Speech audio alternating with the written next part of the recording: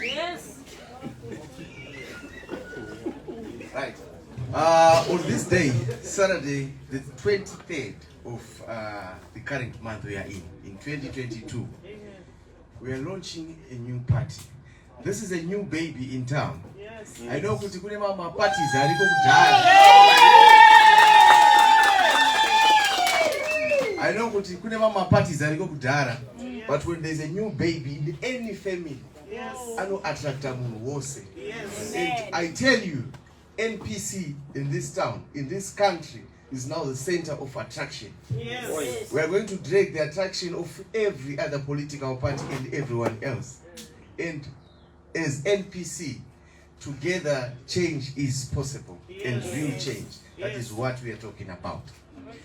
And knowing kuti munhu wose ari pano was driven by one thing.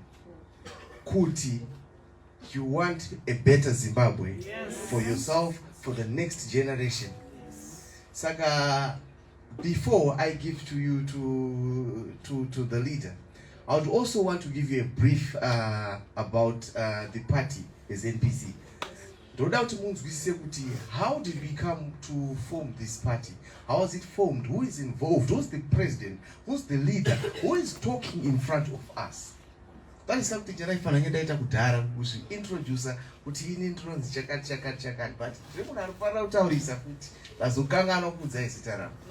I am Joseph Mui. I'm the interim chairperson for NPC in Harare. Okay. I respect each and every individual Aripano, Muzuara Nas, because together change is possible. Maita Zuare Duribudirire, and together we're going to make sure kuti zose zvatinoshuvira zvichafamba negwara uye zvichaita zvakanaka. Journalists, do you have any questions before I say more things? I think not. Then this party known as NPC. Yakafomwa nesu tose.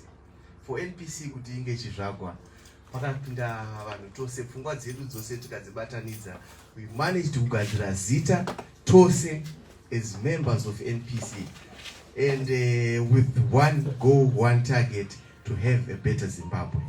I will now hand you over to my president, His Excellency Wilbert Mubaiwa. Yes.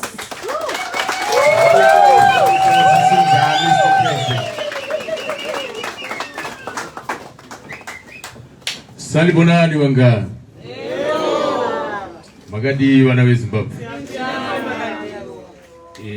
Ndinourombo kuti nguva yedu yafamba nenzira yatanga tisina kuronga. Ndoda kutanga ndatsanangura kune vatanga takoka majournalists. We had an unfortunate incident in Gweru when the vice president was on a way here. Their car hit, I think, some kind of a hydrant, and they developed problems. But I understand they are now on their way. They should be here anytime together with the Secretary General. But here with me is the chairman, the interim chairman of the party, Maklas Kangarawa. And I have on his extreme right the national vice chairperson, Kuda, from Bridge. It's a crop of young people, as you can see. I'm probably the oldest around here. Who else is here? Where is my chief, the head of security? Maybe he wants to remain hidden. I think remain there, maybe for security reasons. I just want to give a small background to how we started. I was not involved in politics until the age of 53. I had never attended a political rally or a meeting. But a time came when I could see that the politics in Zimbabwe is confrontational. It's the confrontation that we felt needed to be removed we needed to bring a new type of politics. We needed to bring a type of politics that combines cooperation and inquisition, not confrontation. We felt if there was something wrong in this country as a house, first we must recognize there is someone in charge. That someone in charge must be accountable to the people of Zimbabwe, including the opposition. And we realized that as people, as opposition, I felt our role was first of all to interrogate government activities and to inquire about certain things that we felt were wrong. So I, as engineer Wilbert Mubaiwa, together with colleagues who came to visit me on the 5th of February 2019, that's how far back the journey began. It's not something that came overnight. On the 5th of February 2019, I received a visit from people from Manicaland. There were 2 people from Mashingo. There was an individual from the Midlands. And they said, what can we do? Because we don't seem to be moving anywhere. It took us 3 months to agree that we need to move. And we said, if we are to move, are we not just increasing this multiplicity of parties? As at that time we said there were more than 100, based by the records at ZEC. And then we agreed that the starting point is we have to ask the people of Zimbabwe, what is it that can be done to solve the challenges of this country, both political and economic? We agreed we had to travel right around the country and consult leaders that we felt could help us in each province. But we also agreed that at the end, each province must consult itself. Each president must find a leader in the mold of the likes of Joshua Nkomo, Robert Mugabe, and others, Jason Ziapapapon, who were pioneers who started the journey of freedom. We are still on the journey of freedom.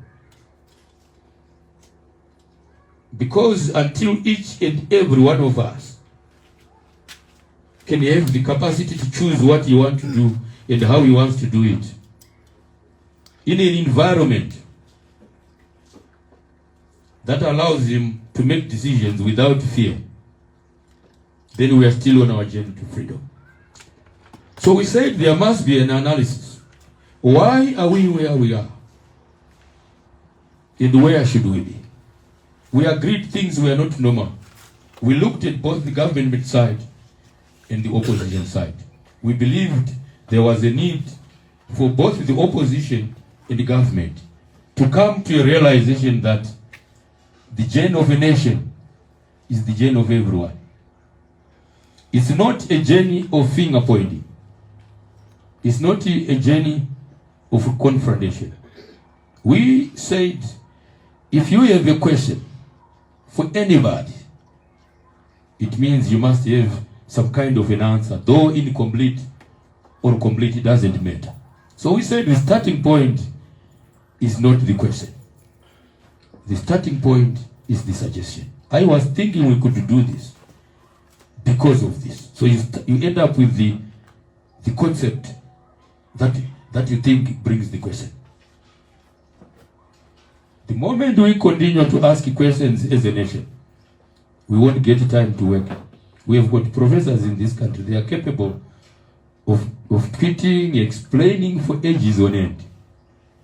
We don't want that at this point.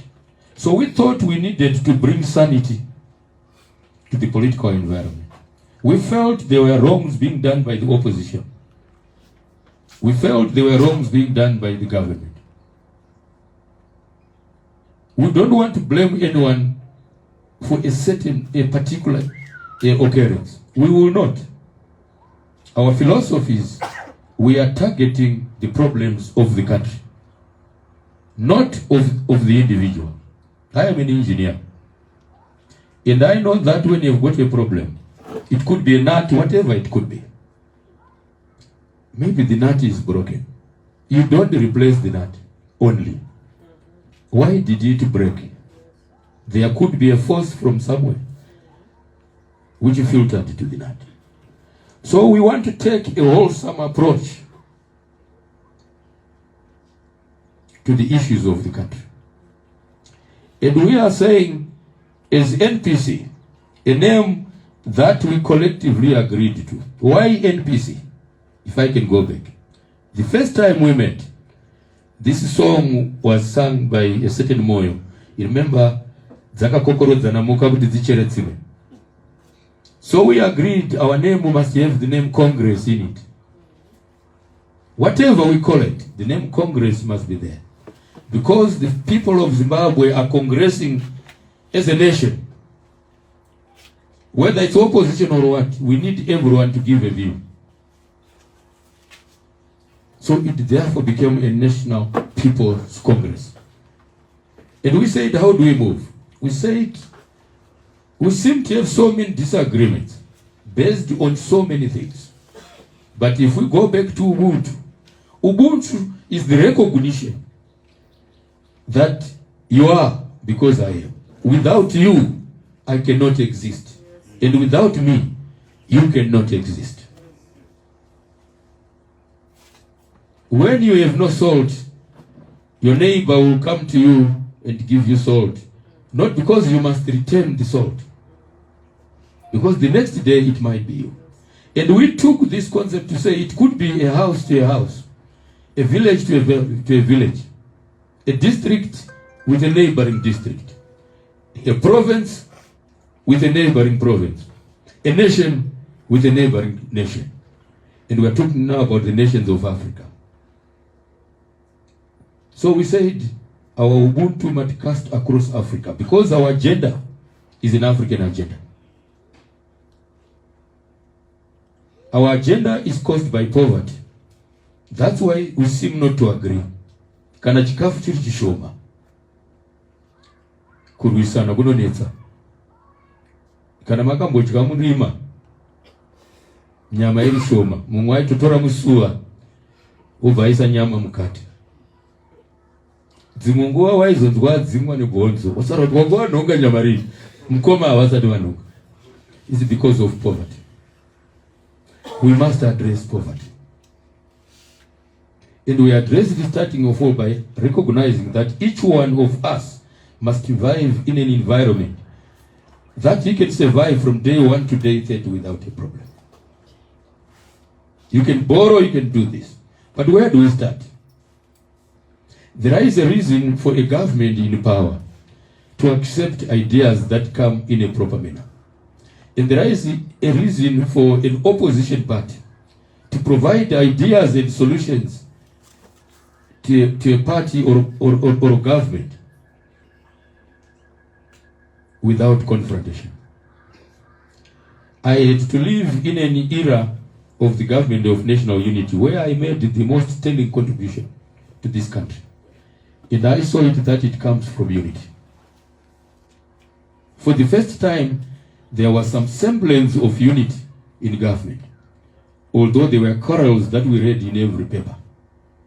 But there was some semblance of unity. Our philosophy as NPC, therefore, when we look at Ubuntu, is that you don't need to be a member of a political party. Let's say we win. You don't need to be a member of our party to come and contribute to our government. If I were to be given an opportunity to change our constitution, maybe the first element is that I would change it to a presidential democracy, where politicians are voted into parliament. They go there to do whatever, they make laws and do whatever. But executives of government can be selected from any section of the community. So you can end up with ministers, 16 of them, who have never participated in an election. But they are the ones running the country. The advantage of that is that when he plans as a professional, without allegiance to any party, he does not consider that if I don't give a road to my constituents, I might lose the next election. Reforms, yes. We see the need for reforms, but we don't think they are a priority. The priority is to change the way we govern. Because I have compared our acts, our laws, to laws in various countries. They are almost very similar. What is different is the way we govern. So I am saying we must come to a point where we recognize the important role of every individual as in Ubuntu in contributing to the development of this country. I'm saying every individual, regardless of who you support, regardless of what you believe in. And which brought us to a point of religion. We say there is NPC. We recognize the equality of religions. That every religion is as good as the next one.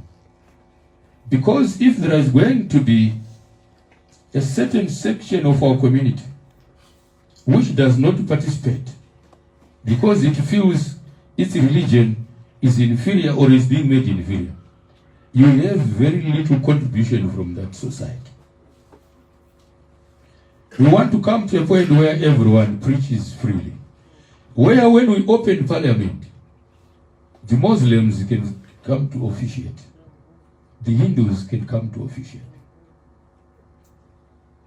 The African who believes in whatever he thinks is right must come to officiate.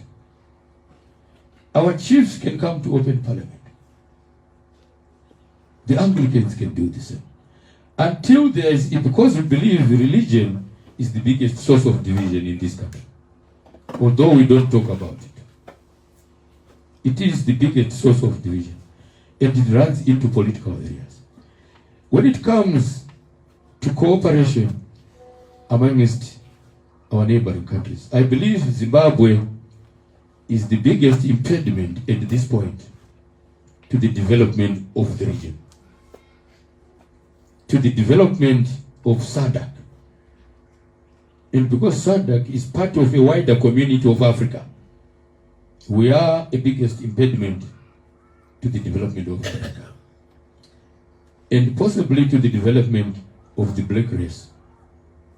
Because you get fingers being pointed. I think it is no secret that the blacks in America are complaining. The blacks in Britain are complaining. They get treated very badly. What is the source of all that?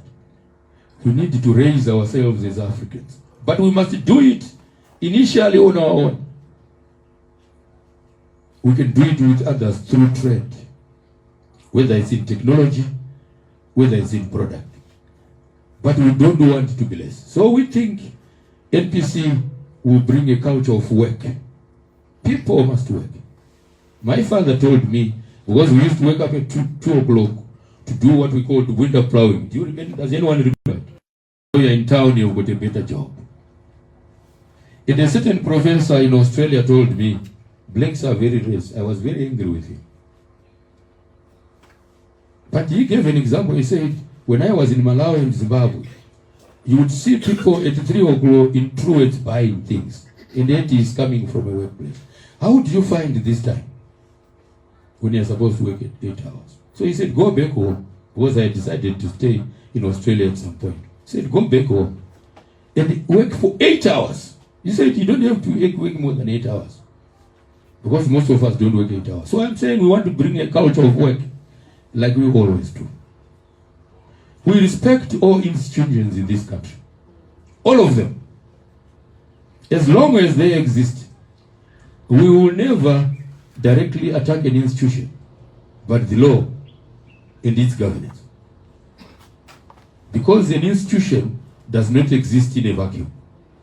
It operates in a certain environment. Kana mwana akaenda kunze achiba, hautaki kupopotera mwana kuti wakadai so, you go to the father.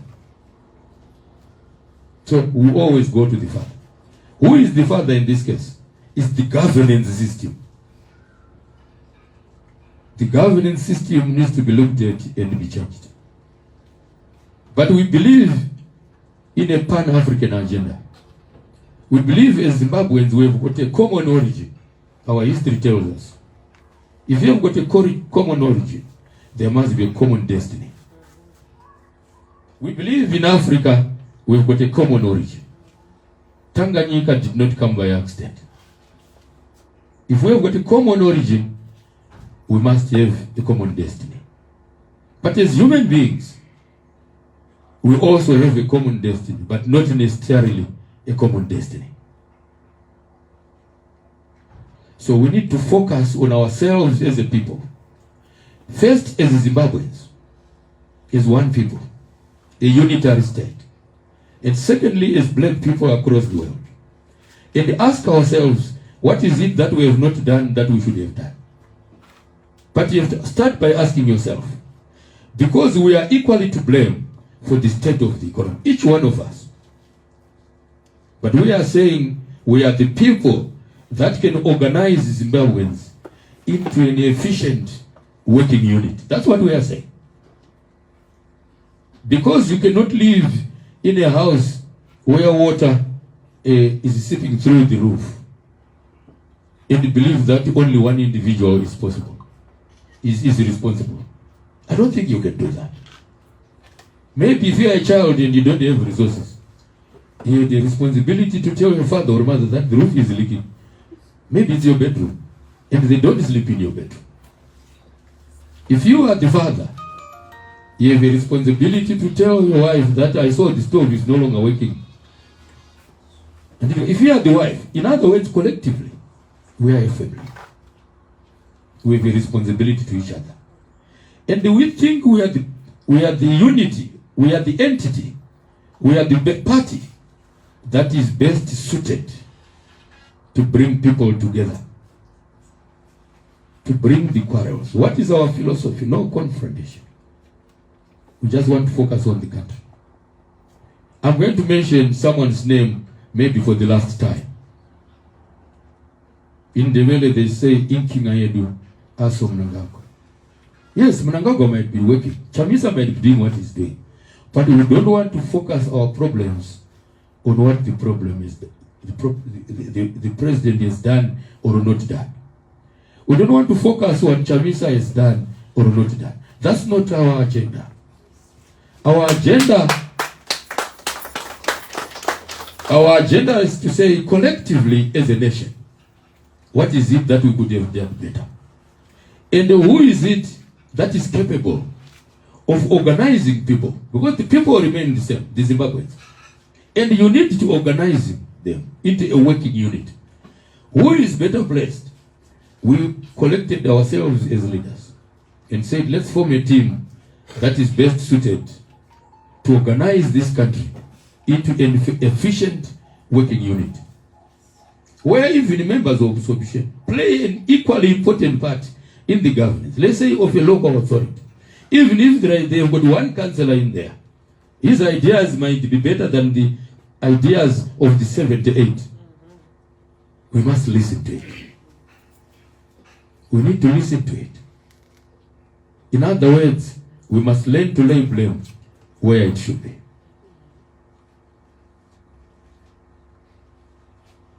We must work together. In other words, we must accept the collective responsibility of each one of us. When a president gives a speech at the beginning of any year, he is giving an instruction to each one to say, this is how we must move forward. Each one of us, where he is, as a farmer or whatever, must take up that responsibility and not wait for a year to say, because you can say the policies don't work and you sleep at home.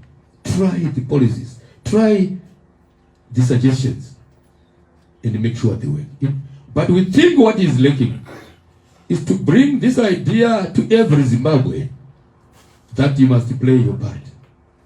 Maybe the reason is they think there is unfairness in the system. We must bring back fairness. Maybe the reason is they think there is an unfair distribution of resources. We must bring back that fair distribution. But when it's done, you must also distribute your knowledge and labor evenly, not to sleep for 4 hours. In other words, everyone must play a part. Everybody. But obviously the president must lead by example. Yes, in society we get various challenges which distract us. They must be solved in their own way. But the top people must lead by example. We think we have got the top people to lead by example. But even among us, if we find there is a shortage of 10, this country is very big, 15 million people. Maybe 5 million of them capable of being in the workforce. We can't fail to find an individual, whether in the media or wherever, to come and say, we have got a gap, come and help us, without patronizing them. Without saying to them, but when you report, please report fairly on us. Don't report this, report this. Without saying that, you ask them to contribute. I was at the university at the same time as Trevor Noah, when he was running for vice president in the SRC. I look back at those days. They were very good days. You would get your payout of $2,000. If someone had taught me the value of $2,000 at that time, I would have bought a house in Warren Park. Because I realize now that a house in Warren Park was going for $700. But we blew it up. We must give guidance to our youths. That's what I'm trying to say. So we have in ours a department called Youth Development and Employment Creation. We think you cannot blame the youth for doing badly when you have not developed them. The father starts the process in mother. The government must complete the process. If we don't develop them, we will continue to look for work in old companies. I don't want to mention their names, you know them.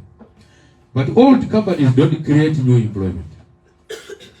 We need young people to start companies. Projects, yes. I don't believe in projects. I have given money to people, 500 chickens, 1,000 chickens. After 2 years, the project is normal. Because they can't manage, because it's a project.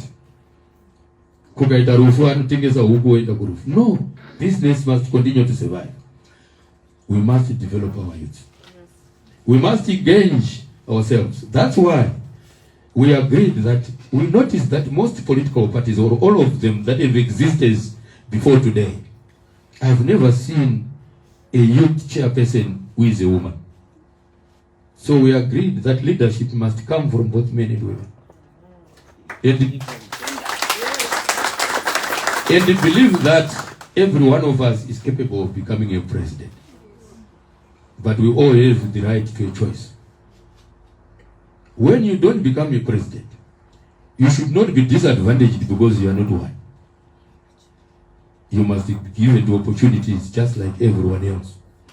Because it was your choice not to be president. Because you could have been one. So we are saying, in our youth program, we are going to have 2 chairpersons. One must be a man, one must be a woman. Because as we groom the leadership of tomorrow, we must groom both men and women. And at the youth level, that's where you develop them. Nobody develop. So that's a policy that I think is critical to our moving forward as an organization. We have said when we craft, and you don't want a bill that comes to Parliament and the opposition is surprised to see it. You don't want a bill that affects NGOs, for example, newspapers or whatever, and then they are only given that bill for analysis to say, can you look at it? I believe it should start from the people that are affected by that bill. That's what I believe. In design in the world today, In the past, you used to have an architect start something, the engineer is called in, this one until you get to the contractor. These days throughout the world, they start on the same day. So that every input is given on the same day. To me, this is very important. Participation of everyone from the first day. So we are here to change the political terrain. We respect every institution here, but where it is weak, we will propose necessary changes to make it strong. There are a number of institutions that we think need to be changed for things to get better. But I think the governance does not come from the institutions. It comes from central government. So when we get in and we change the governance, there is no need to change the institutions. Even sometimes the laws that govern them, or the acts, you might discover it's not necessary to change those acts.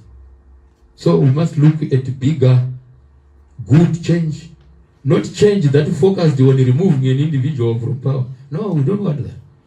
This country is made up of more people than one individual. Not change that's focused on removing someone from a position in a state-owned enterprise. No, we will not do that. But change that's the change we are fighting for. So we have nothing to do with individuals. If individuals are incompetent, they get fired. You don't create a law to fire a person. It's in the conditions of service. In other words, we want to bring a fair system. A system where there is respect between political contestants. Where you respect a judgment. If a judge says this is the judgment, even if you don't agree with it, abide by it. Unless there is a higher authority. Because the moment you start to encourage contestations of judgment of people officially appointed to do certain jobs, you are creating future contestations. So, but it must end somewhere. There must be a way of redress to say, no, this was the judgment. It was caused by existing laws made by Parliament. Parliament can still make the laws so that they don't get that judgment in the future. But don't an individual to say this guy is incompetent or corrupt. We don't want that. In other words, I am saying our words must not be a source of violence. I want to repeat this. Our words as NPC must never be a source of violence. Because that's the beginning of violence, the words that we speak. So we are here, ladies and gentlemen, to make sure that Zimbabwe changes. I don't think it will take a long time. People talk about 10 years and so forth. I think it can take less, because it's a question of faith. Faith not in you alone, in those from outside the country and within the country who then must accept to work with you. I don't know, gentlemen, if I have covered every topic. If Chairman Harare, if you think I have not covered something, you can let me know. But I just want to comment, when you see at our leadership, we are focusing on young people. People of my age, 59 years and above, must be very few. We have said all our chairmen must be young. All of them, because that's the source of future leaders. And we are going to implement this as a matter of policy. There is nothing to promote, to say the youth are our people when they are not in leadership positions. No, if you believe the youth are the future, put them in leadership positions. Let them lead you. And I want to encourage openness amongst us. I have told people my door is always open. I never close it. Literally, I keep it physically open. So if you think you've got anything to, please, just let me know. But I will also be open to you. I don't want words that divide us. No. Say them in your private room, not in public. I used to be a young vibrant when I was in school, but I never really practiced it. I used to get angry with certain newspaper articles. When Ushogunze was fired, I was so angry. I decided to write a letter to a newspaper. But I wasn't going to and this is in other words, I am saying when something happens and it's reported, don't argue with it. Don't say, no, because not anyone in this country. Because you are differentiated by what you do when you are not with each other. We can drink here, but when we go to our separate homes, we are different. I don't know what I'm going to think about. No, Pamanga paradzana muchibva kubva unoziva kuti akapopa kana akasvika ndiye akandisonera macheta. You get my point. I think in Zimbabwe, because of this poverty and other things and unnatural hatred, we think we know someone. We think we know this person can't make it. Are you God? How did he end up with a house? Where did he get it? How did he end up with a car? Ask him. Go and ask him. I made it this way. But we must also be very serious about how we manage our economy so that there is no pilferage. I attended a conference where Carlston Love sometime said for every 5 billion that we make, 7 billion remains outside. Which means we are losing more than we are making. We need to stop that. That's my message to you. That's my message to the nation. That's my message to Africa. We are with you all the way, and you must be with us all the way.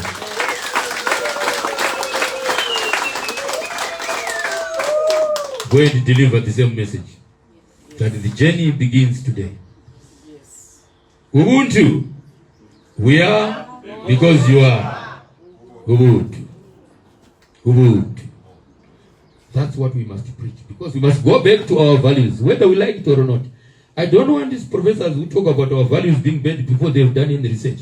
But in their PhD, they are quoting authors from Europe and America. There is no author from Zimbabwe there. They are saying our history is oral. But the history written by Beach, it was oral from my grandfather. And we are accepting it. Why can't I accept my own oral history, which I've taken from my grandfather? So we need to look at these things and see what colonization has done to us. But we don't have to hate them. We don't have to hate people that colonized us. Thank you very much. We will move forward.